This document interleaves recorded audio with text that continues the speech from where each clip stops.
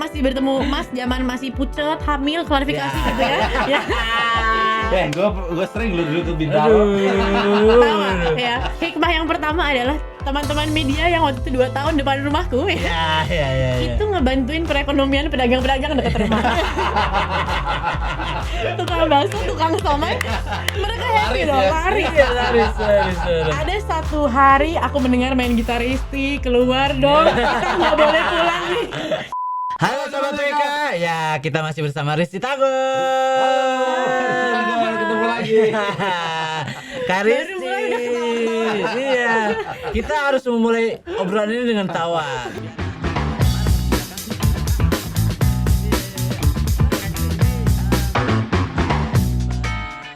Kan belakangan lagi baru banget rilis mini album gitu. Nah, kenapa sampai akhirnya Kak Risti ini nih lebih mengutamakan atau mengedepankan karirnya di musik gitu nih. Sementara kan dulu besar besar di entertain kan acting ya. Nah, terus sampai akhirnya masuk chapter 2020, 2021, 2022 ini tuh musik nih di kedepan. Oke, jadi sebenarnya gini, kalau kayak tadi kita udah ngobrol di obrolan kita yang sebelumnya, emang lebih ke jalannya itu adalah kali ini, tapi bukan berarti berhenti untuk jadi model, jadi pemain sinetron, enggak sama sekali, tapi memang mungkin kesempatan ini harus difokuskan gitu. Jadi sebenarnya kalau setelah ini ada sinetron, ya memang waktunya pas, nggak ngeganggu jadwal promo dan lain-lain ya, pasti masih mau juga ngambil sinetron gitu. Tapi memang intinya sih aku di 2022 ini baru benar-benar kembali menyiapkan diri untuk kembali ke dunia entertain ini gitu sih, pelan-pelan lagi. Itu menghilang 8 tahun tuh ngapain aja berarti? 8 tahun ngapain aja? 8 tahun ngapain aja itu juga mau gue tanyain tuh. 8 tahun tuh sebenarnya gini, kan orang-orang itu melihat kita tuh tampak hanya yang di sosial media. Iya betul. Sejujurnya pribadi itu aku bukan orang yang pintar memaintain Instagram, YouTube dan lain-lain. Makanya kenapa sekarang rame nih tim. Jadi timku tuh ada tim yang emang khusus sosial media.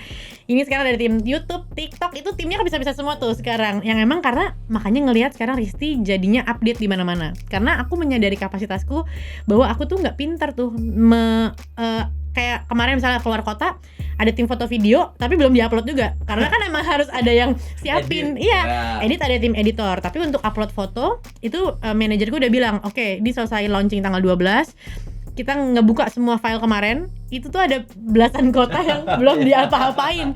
Jadi orang pikir aku nggak ngapa-ngapain padahal sebenarnya cuma nggak diupdate. Nah, di 8 tahun ini aku yang pertama fokus membangun brand baju muslim.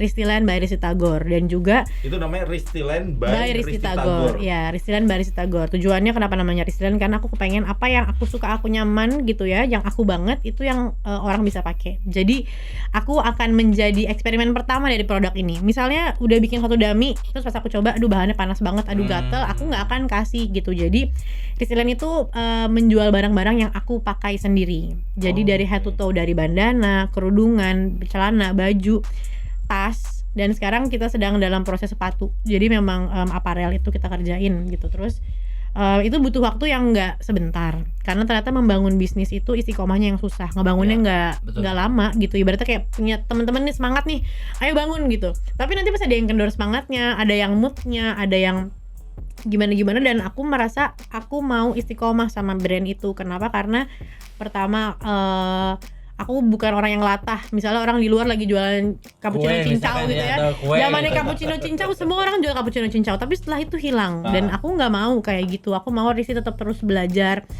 8 tahun aku ngebangun Ristiland tuh berarti 9 tahun gitu kan. Jadi abis aku setahun punya Ristiland, aku stop ngerjain semua karena aku fokus sama anak di rumah. Dan aku 8 tahun alasan pertama kenapa Risti nggak muncul di TV, aku pejuang ASI.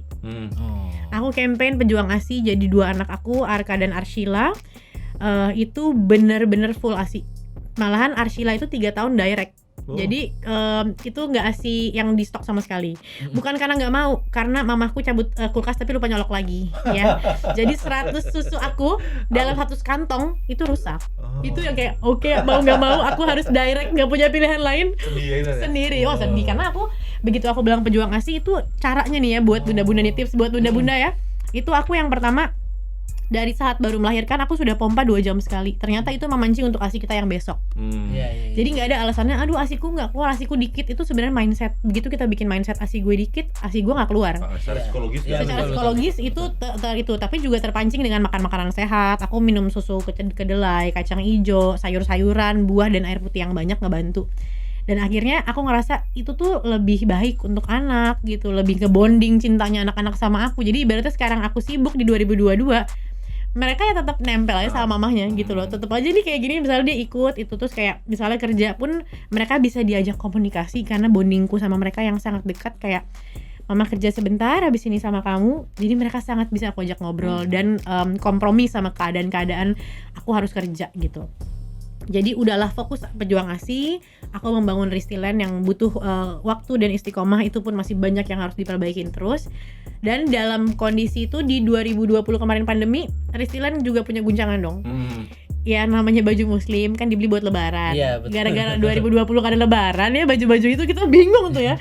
Aku mengalami mau nggak mau harus bikin second opinion. Tadinya nggak kepikiran punya usaha baru, tapi akhirnya aku jadi membuat sendok Arkala. Sendok Arkala itu makanan frozen food. Itu namanya Arsen Arkacila. Jadi 3 anak menjadi 1. Arkala. Jadi udah siapin usaha buat mereka lah nanti gitu kan. Abis itu Ntar lu, dari mana itu tiba-tiba kepikiran Sendok Arkala. Oke, jadi nggak pernah kepikiran punya usaha kuliner karena aku pikir Ristiland aja masih sangat butuh di maintain. Satu kondisi aku tuh sudah punya tukang jahit. Jadi ada 4 tukang jahit, ada tim dan lain-lain, ada admin, ada semuanya lah ya komplit. Pada saat pandemi semua orang khawatir kan di 2020 itu. Tukang jahitku tuh dengar berita bahwa kalau nggak pulang sebelum bulan puasa nggak boleh pulang kan, nggak boleh lebaran. Iya. Tukang jahitku dari Lampung dan ABG dong, nangis lah tuh semuanya, lo mau pulang kok. Dan emang udah drama banget di awal itu. Kayak aku tipe tim yang tidak mau menahan orang yang sudah tidak nyaman bekerja. Jadi aku udah tahu kalau mereka udah bete, kerjanya udah nggak maksimal. Jangan ditahan karena memang semua orang yang kerja tuh ada waktunya. Mereka harus berkembang lebih baik atau mereka udah waktunya stop nih sama aku. Ngelihat merekanya udah galau, padahal pesanan bajuku lagi banyak saat itu. Aku ikhlaskan, selesaiin dulu PR kalian, abis itu pulang. Abis pulang dari tukang jahit, bingung dong. Ini gimana nih gue? Ikhlas tapi bingung. Ikhlas tapi mikir. Nah, mikirnya kalau emang toko tutup aman. Tapi ini ada admin, ada tim sosial media. Jadi yang orang-orang lain mau diapain? Mereka masa dipecat atau di PHK nggak mungkin. Jadi aku berpikir cepat bahwa momennya mau bulan puasa, apa nih yang orang-orang cari di Ramadan yang aku nggak perlu pikir produksi ribet. Akhirnya aku tahu tanteku atau saudaraku pasti banyak juga yang pintar bikin makanan. Jadi aku kumpulkanlah makanan-makanan frozen, di packing, tapi harus pakai nama Sendok Arkala supaya yang lain tetap bisa gajian, tetap bisa bekerja apapun keadaan itu. Ya udah akhirnya Sendok Arkala dibikin, Ramadan beres gitu kan. Terus emang baju pada zaman 2020 kalau pada tahun nih mas-mas, orang tuh nggak beli baju pergi, beli baju tidur kan. Jadi home dress sama piyama itu laku banget tuh di 2020. Sementara kan barang aku nggak pernah jualan sleepwear gitu loh. Jadi akhirnya yang aku jual dari Ristiland tetap berjalan adalah masker. Gitu, mencari momen untuk tetap berjalan. Akhirnya aku tetap jualan masker karena toko ini nggak boleh tutup, nanti orang lupa nih sama toko ini gitu kan. Ya udah akhirnya masker jualan. Masker awalnya masih masker yang bentuknya medis banget, akhirnya menemu bentuk baru lagi. Akhirnya sekarang aku jual juga strap masker sekalungannya karena kebutuhannya. Aku pakai jilbab, jualan masker, kalau kuping nggak ada yang jilbab bingung. Jadi aku selalu berinovasi sama brand ini sesuai kebutuhanku. Akhirnya aku buat gitu, dan akhirnya jadilah Ristiland tetap terus berjalan sampai akhirnya di tahun 2022 mimpiku selama ini tuh pengen banget mengangkat Indonesia yang indah. Pengen, karena aku suka traveling, aku seneng banget sama Indonesia. Kayak kalau ditanya daripada ke luar negeri, aku pengen keliling seluruh Indonesia dulu baru puas gitu. Karena memang aku suka hiking, aku suka free dive gitu kan. Aku bersyukur banget gitu jadi orang Indonesia dengan alam seindah ini. Akhirnya tercetuslah di bulan Maret, tiba-tiba Padang ngundang aku buat nyanyi dan boleh fashion show. Tapi nggak ada siapin baju fashion show apa-apa karena memang lagi nggak fokus itu. Jadi jualan hanya jualan barang yang berputar. Kan fashion show beda. Apa nih ya gitu yang mesti dikerjain? Yang paling gampang gini deh, orang-orang Padang membuat desain pasti untuk ke kota kita, untuk ke seluruh Indonesia. Aku dari Jakarta bikin deh scarf Padang. Itu idenya akhirnya pertama kali aku mencetuskan adanya Ristiland Nusantara Collection yang aku buat sekarang, yang aku campaign. Makanya kenapa aku keliling Indonesia nih dari kemarin, karena Ristiland Nusantara Collection ini aku jalan hanya membawa 6 koleksi scarf, 2 dengan 2 motif itu dari ikon kota-kota tersebut. Jadi pas di Padang kemarin aku bikin rumah Banjuang atau rumah adat Padang di kerudungan di scarf ujungnya gitu. Satunya lagi Masjid Raya. Gitu, dan ternyata respon orang seneng gitu karena nggak cuma warna dan motif tapi juga ada ikonnya Padang setelah fashion show. Padahal itu kan jadi simple banget ya, sebenarnya fokusnya di scarf, jadi baju-bajunya aku cuma tinggal bawa dress polos-polos gitu aja, dan ternyata itu jalan banget di Maret. Akhirnya tiba-tiba Lampung mengundang, pemerintahan Lampung Selatan mengundang untuk membuat acara di sana. Apa nih di Lampung? Akhirnya kita bikin kegiatan dengan Bapak Bupati dan juga Ibu Bupati Lampung Selatan. Itu aku ambil Siger Lampung. Ada gambarnya kan, mahkotanya Lampung dan juga Masjid Raya Lampung. Dan ternyata dari situ tim bilang oke nih udah jalan nih muter, ya udah. Akhirnya dari Lampung kita lanjut langsung ke Surabaya, ke Bali dan juga Jogja. Gitu. Abis itu kemarin terakhir kita di Depok ya, kita keluarin koleksinya di Depok gitu. Jadi memang itu sih kayak kenapa Risti nggak muncul, itu ngurusin kantor aja nggak kelar-kelar. ngurusin kantornya aja. Jadi selama Mas Dimas tahu nih promo nemenin di Jakarta, tahu aku kayak nggak ada napasnya nih kayaknya Risti aja. Ada aja gitu yang dikerja. Jadi Mas Dimas sudah tahu misalnya gini, Mas Dimas kita promo besok, maaf ya Mas hari ini aku ngantor dulu. Jadi ya udah ngerjain kerjaan yang lain. Karena memang Ristiland disiapkan, kota-kotanya disiapkan. Terus Ramadan ini aku mengeluarkan koleksi Raya Collection. Jadi di tengah-tengah Nusantara kemarin, khusus Ramadan aku berhenti membuat Nusantara. Tapi setelah selesai Lebaran, Palembang sudah menunggu. Terus Majalengka, Karawang sudah nungguin. Terus Makassar dan kota-kota lain tuh sudah menunggu. Ya? Iya, dan akhirnya itu harus dipersiapkan sama aku gitu kan. Jadi kalau nyari Risti kemana? Risti sibuk cuma nggak kelihatan karena aku itu sayangnya aku tuh nggak pintar sosial media. Jadi mungkin baru sekarang nih kegiatanku bisa ada stories nih, ada yang gantian dari tadi di sini nemenin stories nih. Karena kalau enggak ada yang bikin video nih gitu kan. Itu dan juga komunitas itu sih. Berarti 8 tahun jadi pejuang ya Kak? Pejuang asih. Pejuang asih sama pejuang keluarga orang. Tapi bisnisnya eksis ya, maksudnya tetap bertahan sampai hari ini gitu loh. Artinya kalau nanti misalnya Risti dapat tawaran sinetron atau terus nyanyi, ya mudah-mudahan sih dua-duanya tetap jalan ya. Nah ini nasibnya nanti akan seperti apa? Apa nih? Ya Ristilandnya ini. Ristiland kan sudah ada tim. Ristilandnya ini gimana? Terus kemudian komunitasnya bagaimana supaya tetap ya berjalan. Emak itu tetap kompak gitu loh. Jadi gini, ternyata yang aku rasain awalnya aku pikir enak nih kalau udah jadi bos tuh kita nggak sibuk ya. Ternyata salah ya. Ternyata kalau kita jadi CEO atau jadi owner ataupun pendiri, kitanya nggak ngurusin, ya semua juga nggak keurus. Karena sebenarnya kita mendedikasikan itu sama orang-orang yang membantu kita dalam keadaan pengawasan kita dan ACC kita. Jadi kalau nanya gimana nih kalau Risti sibuk, Ristiland tetap jalan karena sudah ada tim social media, sudah ada tim yang sales sendiri dan juga kayak yang pegang marketplace juga sudah ada gitu kan. Jadi jalan kok, Ristiland tetap jalan, dan dengan metode aku membuat sekarang Nusantara, aku jadi nggak terlalu pusing mikirin koleksi dong, karena Indonesia kotanya pasti banyak gitu kan. Jadi masih ada terus yang bisa aku bikin. Gak cuman hanya tinggal aku yang menyiapkan gambar. Jadi emang karena ide, warna, desain, gambar tetap semua tuh campur tangan aku, dan aku hobi ngedesain. Kalau yang ini apa? Temanya kalau yang ini apa? Ini malah bukan aku. Oh bukan. Ini kali ini aku nggak pakai Ristiland. Ini bukan Ristiland. Karena Ristiland abis dari kemarin nih. Jadi Ristiland kemarin. Saudara-saudara. Ini hari ini nggak pakai Ristiland karena Ristiland kemarin baru jalan di Depok, di Bekasi baru abis fashion show. Terus ada bazar itu tuh jalan terus kan. Jadi aku nggak pakai dulu koleksi yang ini karena abis dipakai fashion show dan juga jalan gitu. Dan hari ini emang nggak pakai nih Ristilandnya.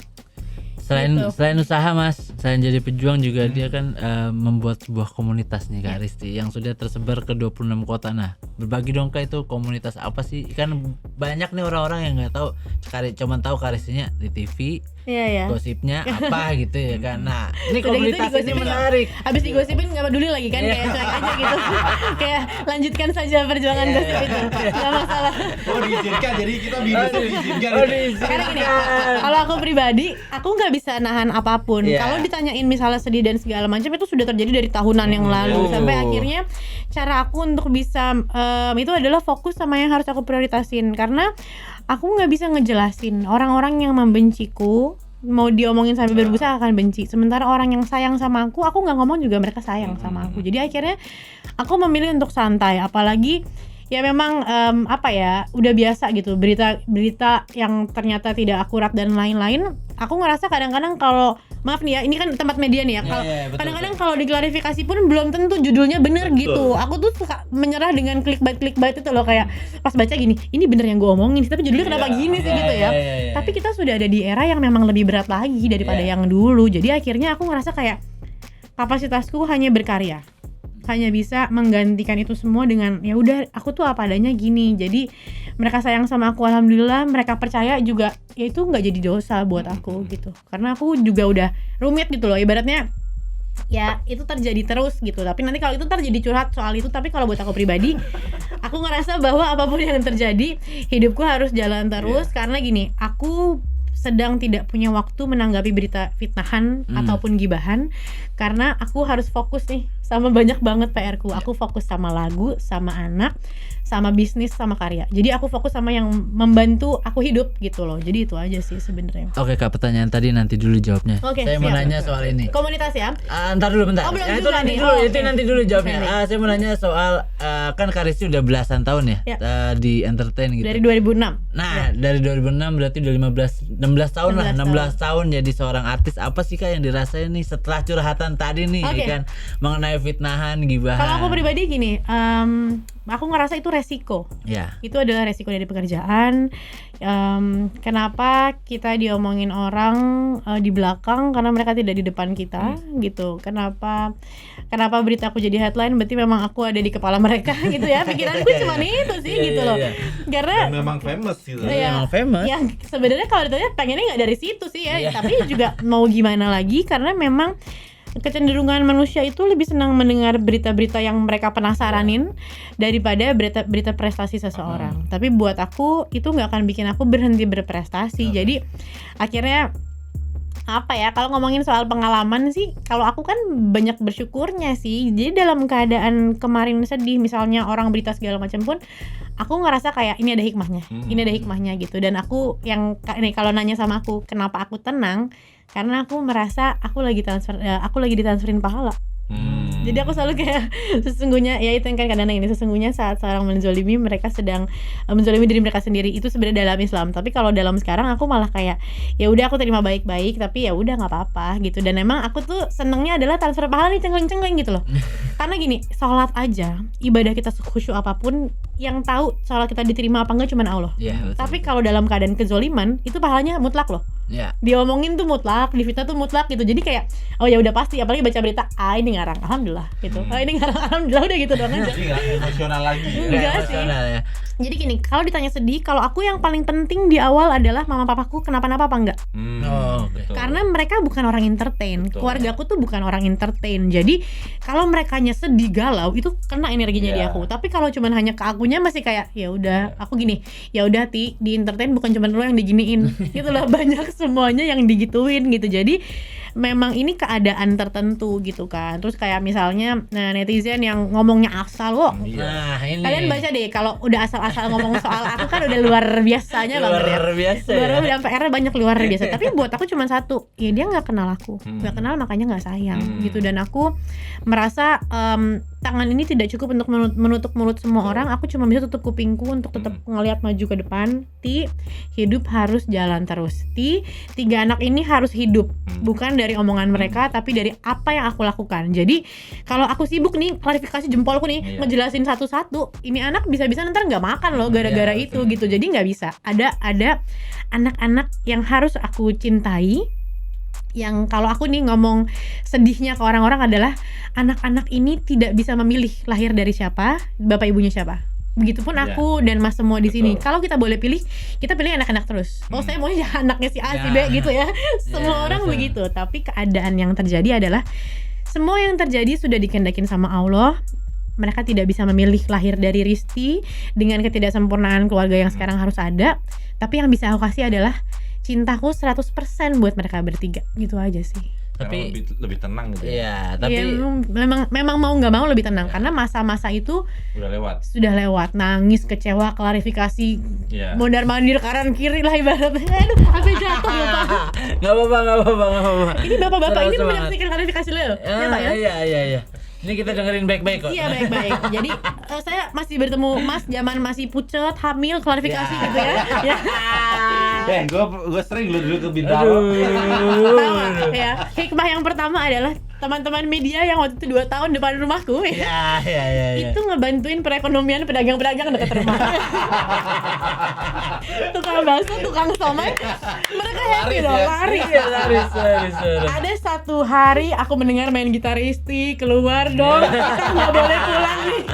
Begini, siapa tuh media bawa gitar? Sampai depan rumah ada yang nyanyi loh mereka. Dan itu emang buat aku pribadi, kalau waktu itu diinget sih berat, tapi sekarang jadi lucu aja kayak ya ampun ternyata akhirnya berlalu juga gitu. Dan memang hikmah 15 tahun aku berkarir, bahwa memang buat aku yang penting itu ya meyakini hidup jalan terus, istiqomah, belajar entertain zaman dulu sama sekarang aja udah beda.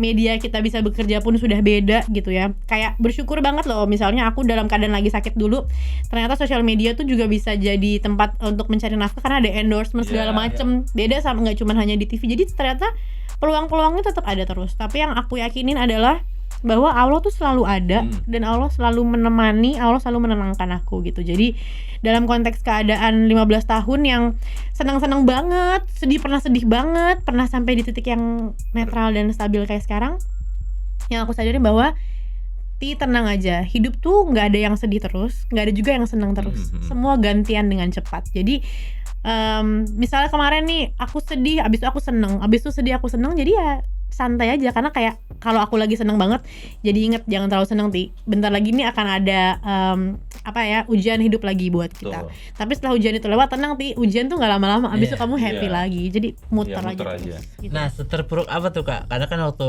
di sempet 2 kali yang menjadi sorotan ya. Ya. 2 kali menjadi sebuah sorotan publik gitu. Dan tentunya komentar di Instagram juga cukup parah banget kan. Nah, itu terpuruk apa nih ketika ngelihat komentar komentar warganet gitu ya. Jadi gini, kalau orang kenal aku secara pribadi, terutama sahabat-sahabatku tahu sabarnya aku tuh segimana. Jadi aku nggak gitu gimana-gimana. Mereka lebih gampang nangis tahu aku digituin dibandingin diriku sendiri gitu. Karena kalau aku pribadi aku cuman gini, mereka nggak kenal aku. Terus aku lebih memilih sosial media tuh ibaratnya gini, yang aku nggak nyaman, better aku hapus bukan aku tanggepin. Karena aku merasa Instagram itu adalah rumahku. Kalau ada orang mau ngelemparin kotoran, mendingan dibersihin, dibuang. Bukan ngomel kayak nanti malah kotoran itu tambah banyak di Waduh. heboh. Takutnya ibaratnya misalnya gini, orang masuk nih ke depan rumahku gitu, terus ngelempar telur, ceprot gitu. Kalau aku ngomel-ngomel nanti bisa tambah heboh lagi. Tapi mendingan dibersihin aja. Betul. Gitu. Setuju. Jadi itu yang aku lakukan untuk menenangkan, karena secara mental bilang kuat pun sebenarnya dalam hati belum tentu kita sekuat itu. Tapi aku terbiasa mengcover keadaan karena ada anak dan ada keluarga yang gini. Kalau mereka nggak takut nangis, mereka lebih parah lagi. Terutama orang tua, ibu sama bapak itu kalau tahu kita kenapa-napa, mereka tuh lebih dalam. Keren ya. Padahal misalnya gini, sometimes kita udah maafin orang siapa, mereka masih tetap sebel. Dan aku nggak mau itu terjadi gitu. Jadi aku kepengennya udahlah yang baik-baik aja. Kita berusaha jadi orang baik aja. Masalah tuh ada terus loh. Apalagi kalau kita cari masalah gitu. Makanya kenapa ngadepin kelakuan kayak gitu, aku lebih pilih sekarang diam. Kalau aku nggak kuat, ya cuman paling wudu sholat. Aku pernah kok satu kejadian, orang merasa paling tahu hidupku gitu ya, tapi aku moodnya lagi capek karena habis capek syuting, terus energinya habis nangis segala macem, urusan bisnis mesti diurus, jadi kayak lagi overload. Tiba-tiba ada orang kucuk-kucuk yang nggak kenal menceramahi tentang hidupku. Aku cuma ngomong makasih ya Bu, mungkin Ibu punya kunci surga. Tapi karena kayak itu dia terlalu mudah, karena dia bilang kok saya jadi kamu pokoknya panjang, nggak siap nih akunya. Tapi begitu kayak gitu aku cuma terima kasih banyak, udah itu aku. Tapi mau nangis ambil wudhu sholat. Ya Allah, saya sakit banget begini, saya lagi capek banget. Jadi ngobrolnya sama Allah. Iya. Dan aku cuman kayak kirim Al-Fatihah buat orang tersebut bahwa ya udah, mungkin dia niatnya begitu, ya nggak ngerti lah gimana, tapi saya kecewa, saya sedih, tapi Allah yang harus tahu. Udah selesai. Abis selesai itu doa yang mau kita doain, happy lagi, udah selesai gitu. Sebatas itu aja. Jadi kayak makanya kalau lagi ada yang zolimin tuh gue kayak sholat cari tempat Jadi sholat. dari Risti sendiri tetap berpikiran positif supaya orang di sekelilingnya juga ikutan Betul. positif ya. Karena memang itu kan energi ya. Jadi kalau aku ini panikan, nanti semua Iya, timku panikan. betul. Sementara ini tuh waktu aku tuh hidupku berjalan nih bener-bener tak terus gitu. Jadi kayak misalnya hari ini kita mau ke podcast, ini aku pending, besok udah gak ketemu aku lagi karena aku udah ngerjain kerjaan yang lain. Misalnya kita mau ngaturnya di tanggal 21, aku udah pergi ke Jogja. Habis Jogja aku udah Semarang, Solo segala macam. Terus promo ini cuma bisa sampai tanggal 25. Kenapa? Karena tim di rumahku pasti ada pulang kampung dong. Mereka punya hak dan aku ngasih waktu mereka semua tuh 2 minggu untuk bersama keluarganya. Karena menurutku dari 365 hari cuma 14 hari mereka sama keluarganya aja tuh mereka udah happy banget. Dan itu hak mereka. Jadi kerjaku di sini padat banget. Begitu mereka pulang kampung, aku bener-bener pegang anak gitu, bener-bener sama anak-anak full gitu. Jadi itu quality time-nya aku. Ya udah senikmat-nikmatnya ya sama mereka ya itu gitu. Jadi makanya kenapa nggak punya waktu buat nanggepin hal-hal yang negatif, kenapa nggak punya waktu buat ngejelasin, karena satu hari aja itu bisa mundurin semua agenda yang lain gitu. Jadi makanya kalau sedih, galau pun, makanya kalau mereka gini, nih mah kalau tim tahu aku galau malah dibully, karena mereka tahu Risti nggak boleh galau. Deh, yang kocak banget ya waktu kemarin ada lagu nih, lagunya bikin galau nih, gue suka banget lagu ini, gedein, malah keganti radionya. Sama mereka, ya udahlah ya, emang nggak boleh galau gitu, nggak boleh sedih, nggak boleh kayak, ya udah, tapi kayak ya. Jadi suntikan semangat jadinya malahan ya? Suntikan banget. Iya. Jadi ini tanya Mas Dimas baru beberapa hari bareng aku dari Jogja, bareng sama tim, ketawa terus kan, padahal capeknya sih luar biasa. Ya, ngikut artis tuh sebenarnya dikira gampang ya kan, dikira enak apa? Bener. Capek. Dan buat aku yang paling capek itu mereka nunggu tuh lebih capek daripada kerja. Betul. Menurut aku ya. Iya, Karena betul. kalau aku lagi nunggu syuting itu kan kayak aduh ngapain nih, ngantuk mati gaya, mau pergi takut keburu syuting lagi. Jadi aku menghargai mereka dan terutama yang harus Mas tahu, semua tim aku ini adalah sahabat-sahabatku. Jadi memang itu mimpiku dari lama.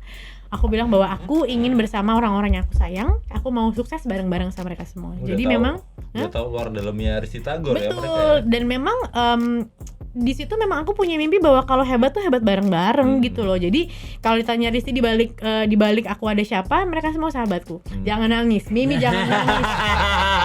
Dan mata ada kaca-kaca nih. Iya. Berarti memang selama ini Kak Risti lebih memilih untuk menghilangkan kotorannya daripada nambah ya? Iya dong. Maksudku kayak dibersihin aja, diikhlasin aja lah. Udah mau Dibersihin gimana? aja, nggak usah sibuk klarifikasi sana sini ya. Betul. Ini dibersihin aja. Nah, sekarang masuk komunitas nih. Oke. Kita banyak yang nggak tahu nih, Kak, ternyata Kak Risti punya komunitas Muslimah Ibu- Salihah Indonesia. Nah, komunitas ibu-ibu muslimah itu ada di 26 kota. Ini awal mulanya seperti apa nih, Kak, sampai akhir ini? Oke, jadi awalnya itu ada di 2015 Ramadan itu kan memang ya kayak gini, Ramadan tuh mall suka minta bikin acara dan biasanya karena tahu punya brand mereka gini, Risti ngisi acara sejam ya, tapi nanti dapat bootnya tuh yang wajar sebulan 2 minggu gitu kan tuh lama tuh. Jadi ya aku ya udah nggak apa-apa, kita nggak dibayar tapi ini masuk akal sama kerjanya di waktu 1 jam dan 2 jam itu gitu kan. Nah tapi waktu itu aku lagi bosen nih, apa ya kalau tutorial talk show gitu kan kayaknya bosen banget gitu. Terus kebetulan aku tuh punya pengajian Ristiland namanya dulu. Jadi ada pengajian, aku bikinnya pengajian Ristiland, itu customer yang tahu suka datang pengajian segala macem. Terus aku bilang boleh nggak sih kalau aku bikin lomba aja. Sebenarnya aku pengen bikin lomba supaya nambah lagi kan teman-temannya. Karena di saat aku melalui proses itu kan aku baru banget abis ngelahirin Arka. Jadi itu terpaan luar biasa dalam hidup itu baru banget berlalu lah, ibaratnya baru banget bisa aku atasin. Aku ngerasa bahwa siapa pembisikmu tuh menentukan, siapa sahabat kamu tuh menentukan gitu. Karena aku ngerasa karena aku bikin lingkungan, aku gini, kalau orang bilang terus gimana kalau nggak ada lingkungan yang sefrekuensi sama kita, ya buat gitu. Aku ngebuat pengajian Resilient untuk supaya aku punya lingkungan pengajian. Tiap minggu tuh ada pengajian, tenang hatiku. Ibu-ibunya kemudian datang juga ibu-ibu yang emang mau ngaji dong. Yang datang teman-temanku jadinya mulainya ibu-ibu pengajian, bukan ibu-ibu yang sukanya bergunjing. Misalnya sukanya bergibah atau mereka yang sukanya melakukan hal-hal yang tidak baik. Nah, jadi aku membuatlah tempat itu pengajian, kekumpulkan tuh jadinya sahabat-sahabat Resilient. Jadi punyalah banyak sahabat-sahabat baru di situ yang yuk kita bikin lomba aja yuk. Aku coba ngobrol sama mallnya mengizinkan, akhirnya aku bikin pemilihan Bunda Muslimah. Di situ pertama kali aku bikin lomba pemilihan Bunda Muslimah itu. Sekarang namanya jadinya pemilihan pemilihan wajah Bunda Muslimah. Kalau sekarang jadinya wajah Bunda Salihah nih kalau nggak salah sekarang nih yang dibuat namanya itu, karena lomba itu memang aku bikin pada saat itu bukan buat ajang kecantikan, tapi aku butuh mereka merasa terapresiasi. Karena memang di dalam perlombaan yang aku bikin itu mereka nanti dites ngajinya, ada pengetahuan umum mengenai keluarga. Aku pengen mereka belajar di panggung tuh kan belajar, jadi mereka nanti ngerasain tuh di panggung perkenalan diri. Oh, ada yang geter banget, ada yang emang udah biasa, ada yang gila lomba gitu, yang kayak saya sudah punya piala ratusan, ada yang kayak gitu dong, ada yang kayak gitu. Jadi maksudnya ya, di situ aku jadi belajar mengenal banyak orang-orang, dan ternyata antusiasnya hampir sampai mau 100 orang, 97 kalau nggak salah waktu itu aku bikin di situ, ngumpulin ibu-ibu. Akulah yang nge-create ini acaranya apa segala macam. Emang karena aku tuh senang membuat event, aku senang mendesain gitu, dan emang hal paling nikmat adalah bekerja dan melakukan sesuatu yang kita hobi ya. Jadi capeknya tuh nggak kerasa gitu. Di lomba itu ternyata mereka antusias berjalan, harus ada di bawah naungan sesuatu. Apa nih namanya? Jadinya waktu itu aku bikin namanya Muslimah Syar'i Indonesia. Namanya awalnya bukan Salihah tapi Syar'i gitu kan. MSI tetap kan. Nah, bikinlah tuh logonya perempuan ngadep samping siluet, namanya Muslimah Syar'i Indonesia. Nama itu aku buat sebagai doa bahwa aku mau jadi seorang muslimah yang sesuai syariat, dan aku tuh selalu memang cinta dan bangga sama Indonesia. Jadi gitu, bukan wajib pakai kerudung syar'inya, enggak, padahal bukan itu, tapi itu adalah doa. Berjalannya waktu, setelah 4 tahun aku ngerasa kok gini-gini aja, bukan gak bagus sama kata-kata syar'inya, tapi ternyata orang-orang yang mau ikut takut. Aku kan belum pakai syar'i, kerudung aku masih pendek, aku baru mau pengen belajar berjilbab gitu kan. Sementara tujuan aku dari awal adalah mengumpulkan sahabat hijrah. Jadi emang kalau ditanya ya visi misinya Risti apa? Mau mengumpulkan sahabat hijrah untuk bisa hablum minallah hablum minannas. Itu sesimpel itu yang aku mau, cita-citaku tuh itu. Begitu aku ganti, itu waktu itu masih hanya sampai di 17 kota, itu pun on off segala macam pakai nama Syar'i. Begitu 2021 awal aku rubah jadi Muslimah Salihah Indonesia. Ternyata kota-kota itu bermunculan. Karena mereka kayak tahu bahwa tidak wajib pakai kerudung Syar'i. Sementara sebenarnya mungkin tidak umum bahwa nama kerudung panjang itu sebenarnya namanya himar. Bukan kerudung Syar'i, itu sebutan orang Indonesia. Sebenarnya asli namanya himar, namanya hijab gitu kan, menutup gitu kan. Jadi ya seperti itu, dan ternyata berkembang, antusias. Akhirnya mau tidak mau karena ada banyak kota, aku harus naik levelnya lagi dengan membuat yayasan. Jadi sekarang aku bukan ketua umum dari MSI, aku sekarang pembina. Jadi sudah jadi pemilik dari yayasan itu, dan sekarang jadinya sudah punya sistem struktural organisasinya berjalan dengan benar. Ada ketua, ada sekjen, ada segala macam. Jadi belajar terus, ya udah, dan sekarang berjalan. Total berapa itu membernya? Anggotanya aku belum update lagi yang sekarang, tapi yang pasti sih ya 500 orang udah pasti lebih sih dari itu ya. Tapi memang karena di 26 kota itu sudah sampai di Maluku, sudah sampai di Padang. Kayak di Padang itu Sumatera Barat udah, kotanya udah sampai kayak pesisir selatan. Jadi memang udah sampai yang ke wilayah-wilayah mendalam-mendalamnya pun sekarang sudah sampai situ. Kayak Jakarta, tadinya Jakarta sekarang udah Jakarta Selatan sendiri, Jakarta Timur sendiri, karena kan luas. Tangerang ada kota Banten, ada kota Tangerang, ada Tangerang Selatan. Udah kayak gitu sih. Ntar lagi jadi partai ini. Calon wali kota. Gak tertarik ya? Gak tertarik kan itu ke politik. Jangan. Jadi gini, aku ngerasa ya pada saat itu memang salah satu peraturan yang aku buat adalah tidak boleh memasukkan politik dalam MSI. Kenapa begitu? Karena pada saat pemilihan presiden yang kemarin itu dalam grup ribut itu sampai mereka bisa bikin grup lain. Akhirnya aku menegaskan bahwa kalau mau bikin grup yang lain. Karena buat aku pribadi boleh kita punya pilihan. Tapi persyaratannya itu adalah satu buat aku. Kasih unjuk kebaikan yang kamu mau, bukan ngejelekin orang lainnya gitu. Dan itu susah karena memang mentalnya Indonesia adalah gini. Oh enggak, presiden pilihan gue yang paling bagus karena dia yang itu jelek bla bla bla bla bla. Nah, itu tuh berantem di grup. Karena aku ngerasa banget grup WA jadi nggak enak rasanya, jadi kubu-kubuan. Terus nanti gara-gara gitu yang nggak punya waktu buat ngurusin itu jadi nggak nyaman dalam komunitasku. Itu yang aku khawatirkan gitu. Jadi akhirnya kayak nggak usah deh, bukan di sini tempatnya, di grup lain aja banyak. Karena aku ngerasain grup keluarga aja bisa berantem loh. Iya, betul. Dengan beda pilihan. betul. Sementara pilihannya itu nanti adanya di akhir kan. Kadang-kadang kita ngomongnya A juga pas lagi nyoblos bisa aja B. Kadang-kadang gara-gara gini nggak enak nih keluarga gue semuanya A. Ya udah deh mereka taunya A. Tapi sebenarnya gini, lembaran itu yang tahu cuman kita sama Allah gitu loh. Jadi nggak usah ribut-ribut. Kalau aku ngomongnya bercandaanku cuma satu gini. Kalau dengan kita campaign gila-gilaan, aku nggak perlu ngebiayain hidup di keluargaku, ibaratnya boleh aku pilih dia. Tapi kalau sekolah masih bayar, kalau sakit masih bayar, ya, kalau listrik masih bayar, ya udah kita cuman perlu sampai sebatasnya kita pilih. Jadi nggak perlu sampai seintu itu gitu loh. Itu sih yang terjadi. Berarti tetap nggak mau ke politik ya, walaupun udah punya masa nih ya.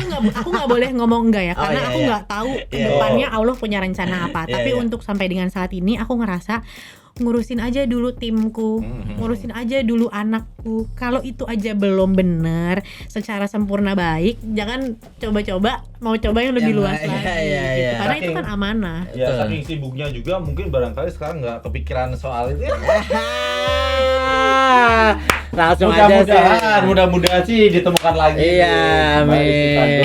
Itu bapak ini loh yang doain saya. Amin. Pokoknya kalau aku pribadi gini, aku tahu ini suka jadi headline. Jadi jawabanku sekarang. Enggak, gue juga udah. Kita mau diakhiri nih.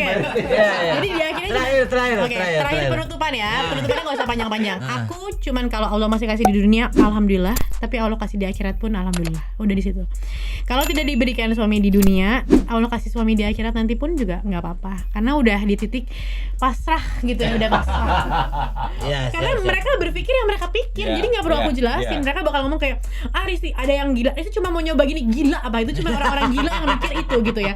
Dan mereka sejahat itu punya pikiran bahwa aku tuh senang melakukan ini. Karena yang harus mereka tahu, orang-orang yang single yang tahu kondisi-kondisi aku, mereka tuh tahu bahwa ini bukan hal yang mudah. Apalagi mungkin banyak mereka yang mengatakan itu karena tidak tahu rasanya, karena bukan terlahir dalam keluarga yang berpisah seperti itu, mereka tidak mengerti. Jadi akhirnya aku cuma bilang ini, mereka yang tidak sepaham sama aku karena mereka tidak merasakan dan tidak pernah ada dalam ruang itu gitu sih. Tapi berdoalah semoga tidak pernah ada dalam kondisi kami. Betul, gitu. Semoga Mbak Risti juga lancar, bersahabat dengan mantan suaminya.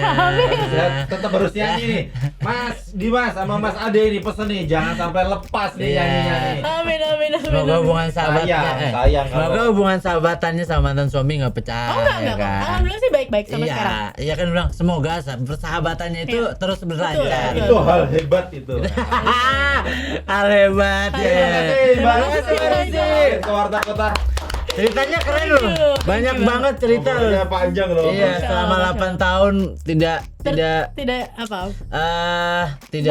muncul, bukan tidak muncul sih ya, bukan tidak diketahui lah kegiatan. Jadi tidak Mas kira aku hilang tidak, ya? Iya, tidak banyak diketahui kegiatan sama masyarakat, ternyata banyak banget cerita dari Karisti. Karena gini ya, menurutku ya.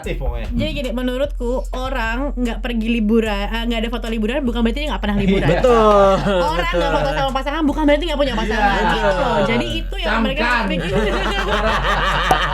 Camkan gitu. Iya. Ini sekali lagi bikin film nih. Amin. Iya. Sekarang tuh bukan berarti Mbak Risti posting foto sama anak mulung. Nggak jadi deh. Udah tutup Mas. Oke, terima kasih Mbak Risti Tagor. Thank you banget ya podcast Kinara udah undang ke sini.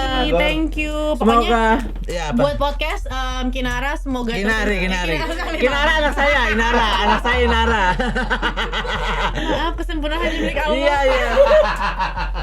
Betul. Semoga podcast Kinara ini terus bermanfaat, lancar terus, semakin inovatif dan undang-undang lagi jangan lupa. Siap. Jangan kapok ya Mbak. Iya dong. Nah buat Sobat WK, terima kasih sudah menyaksikan konten ini, obrolan ini bersama Mbak Risti Tagor. Kalau memang obrolan kita ini banyak manfaatnya gitu dan memberikan dampak positif untuk kalian, Amin. silakan ilhami dan juga bagikan, sebarkan ke yang lain gitu. Dan jangan lupa saksikan podcast Sinari selanjutnya bersama narasumber yang lain, dan jangan lupa untuk di-subscribe, dinyalain loncengnya, dan di-like dan dibagikan ke semuanya. Dan see you, bye-bye. Maaf lahir batin. Maaf lahir batin. Assalamualaikum. Jangan lupa subscribe ya.